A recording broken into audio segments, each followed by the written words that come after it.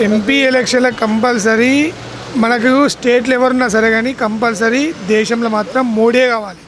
మోడీ ఉంటేనే మనకు అభివృద్ధి ఉంటుంది, మన హిందుత్వం మంచిగా ఉంటుంది.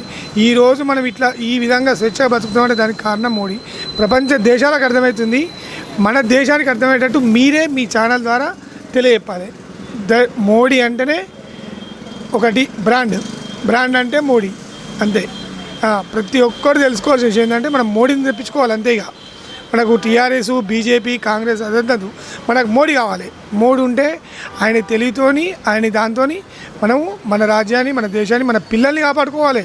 మన గురించి కాదు, మన పిల్లల గురించి.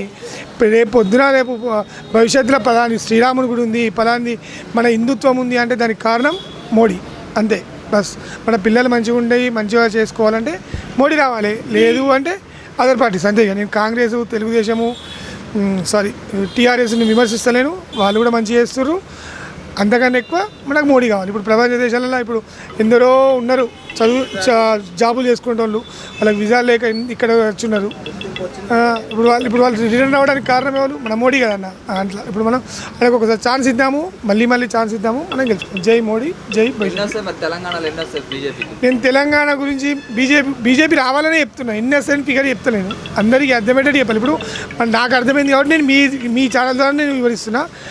నాకు అర్థం అవ్వకపోవచ్చు కాబట్టి మీరు అర్థం చేయాలి అంతే. నేను ఎన్ఎస్ఎన్ ఫిగర్ చెప్పాను, నేను మోడీ అంతే. అందరి జనాలకు అర్థం కాదు కదన్న. ఇప్పుడు మన ఇంటి పెద్ద ఎట్లుంటాడు, ఇప్పుడు మీ నాన్న ఎట్లుంటాడు, అన్నీ మోస్తాడు, బరువు మోస్తాడు, కాకపోతే నీకు చెప్పాడు అంతేనా. అమ్మ అన్నీ చెప్తుంది, నాన్న చెప్పాడు. ఇప్పుడు నాన్న లాంటి మోడీ అంతే, అన్నీ చెప్పాడు, చేసుకుంటూ పోతాడు.